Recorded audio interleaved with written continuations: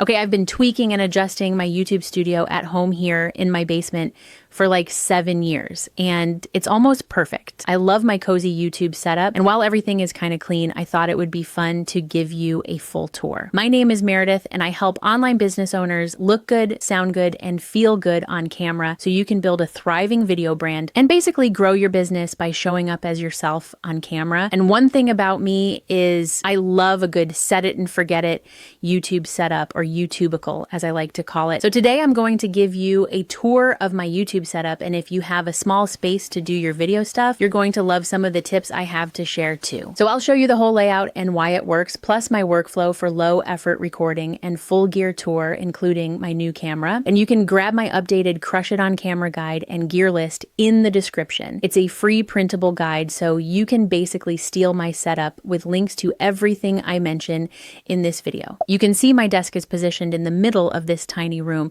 which might look like an odd placement, but there is a method to my madness, I promise. First of all, the desk is way too big for the room, but it's an antique desk that I picked up for $50 on the Facebook Marketplace a couple years ago, and I simply cannot part with it. Now, most people would place their desk up against a wall or in a corner so that they have as much floor space as possible. And I've done that before, but putting the desk in the middle of the room actually makes the most sense because you need to access lights, mounts, camera, cables, computer that would typically be behind your desk. So putting my desk in the middle of the room gives me space to get access to all of that tech stuff easily. And if my desk was crammed up against the wall, I wouldn't be able to access a whiteboard, sticky notes, or anything that's actually useful. So when the desk is in the middle of the room and I place it where I want and angle it how I want, I can create the background to be exactly what I want, which is what I've done here. So it might look a little weird when you first walk in because my desk is at a weird angle, but it's because I designed the space to fit the frame of my camera. Plus this layout means my door isn't behind me. So if I'm recording something or I'm on a client call or a live stream, I'm not going to have my kids or husband walk in behind me and be on camera. So it just makes sense. Also, from where I'm sitting, I can see my sticky note wall, which is really important for me and my productivity. Now, one drawback of this antique desk is it's not designed to have camera gear or a monitor clamp to it.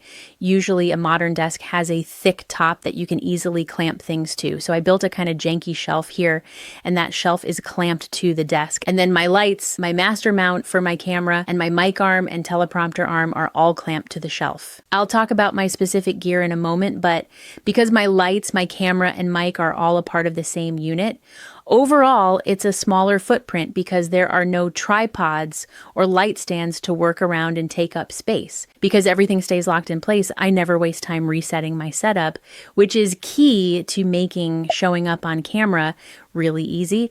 So this is how it all works. I turn my camera on, I turn my lights on with my Stream Deck. I program this so when I hit this on button, my key lights and light strip behind me turns on. One of my goals with my YouTube setup was that I wanted how I show up on a Zoom call to be pretty similar to what you see on YouTube. So same set, same angle, same mic. I like the consistency of that, and it makes the whole setup easy to maintain too. Okay, now I have been recording directly into my computer with Ecamm Live for a long time. I open it up, then I can see myself, I can record my screen, I can arrange my layout and record exactly how it looks if I want. But usually for a screen recording style video, like a tutorial, I record the screen and the camera at the same time. So these are separate tracks, separate video files, but recorded at the same time. There is a setting in Ecamm to record isolated tracks. So as long as my camera is on, it's going to record whatever's in the frame and the camera itself. I edit them together in Descript after the fact. Descript also recently overhauled their recording interface. At one point, recording in Descript worked great for me, then it didn't work well and wasn't reliable, but I've tested it now twice with a new interface. I recorded videos for over an hour at a time, and both times Descript worked great. But no matter where I record, I bring the files into Descript to edit. By the way, if I am interviewing someone for my podcast Video Brand Infusion, I record with Riverside because it's been the most reliable for recording remotely with another person. Okay, now let's break down the gear I actually use. My camera is new. This is the new Canon R50V. This was around $800, I think. And the Canon connects to my computer through the Elgato Cam Link. That way the camera basically becomes a webcam for YouTube videos and Zoom calls. I'm using the Sigma 16mm lens though. And here's why I don't use the kit lens that came with the Canon.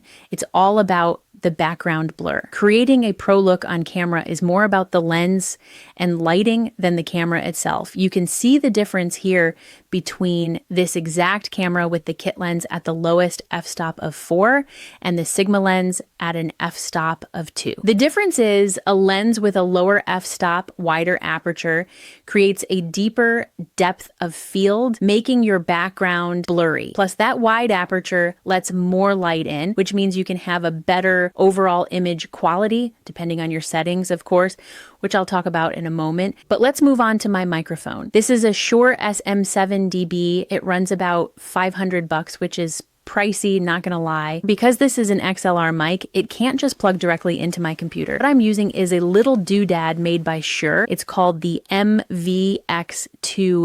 It's an adapter which turns the XLR into USB. Now for my lights, I have two identical Elgato key lights, up high, angled down at me. They connect to my computer via Wi-Fi, so I can open up the Elgato Control Center and turn them on or adjust brightness and temperature. But since I have the Elgato Stream Deck, I have that configured so that one of the buttons on my main page turns on both lights and my light strip behind me. Now, I get a lot of questions about my teleprompter. I go back and forth between using it. Mostly it sits here as a second monitor, which is convenient. I actually try to not have to read from a teleprompter, although sometimes I do. So when I do want to use it, it's sitting on an Elgato mic arm now, which is locked in pretty tight at the height and angle I need it. And I can move it side to side to get the right spot. And it's nice because it's just there if I need it. My computer is a Mac Studio with 32 gigs of RAM. It's kind of a beast and I love it. It's kind of a no-brainer, but I feel like I have to like this space because this is where I work. So I need to feel comfortable and creative and a little bit secluded, but still like in my house. Some of the cozy vibes I love about this space is my one lamp. I never use my overhead lights unless absolutely necessary. If I do have a couple candles, mostly for the scent, sometimes I light them for fun. These candles aren't part of my studio. They're just kind of here for me. And there are a few more personal touches that are here for me too that you don't really see in my videos, like this wedding pic of my husband and I when we're babies, a bunch of mugs, and some of my favorite things are on this cork board that I need to find a place for. Like this card my daughter made for me, this Polaroid pic of me that my husband carried in his helmet on his first deployment overseas. So I feel like this space is the perfect balance of me, my life, and my business. And I'm very intentional about what I allow to exist in here because I want to foster a feeling of comfort and creativity and peace and positive energy. But I do have only a small amount of physical space. So let me give you some great tips if you also struggle with a small space for your YouTubicle. One reason why I prefer, and I do recommend if you have the budget for it and want to up-level your look on camera, to use a real camera and good lens, especially if you have a small space. The lens's ability to have a wide aperture and create depth and the illusion of distance between me and my background is key here.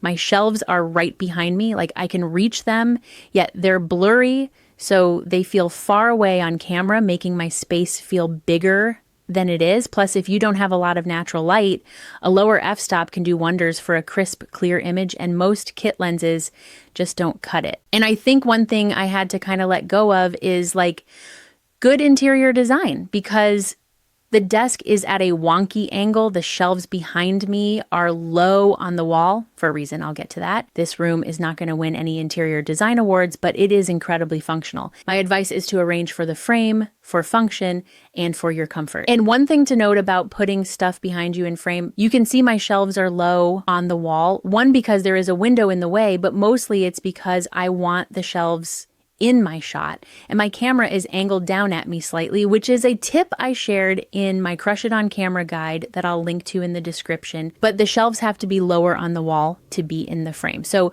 if you're setting up your YouTubicle and you want stuff on your wall behind you, first set up your desk and camera and lights, everything really first, then use the frame of your camera to see where to put things on your wall. And fake plants do wonders for hiding cables or harsh lines and shadows.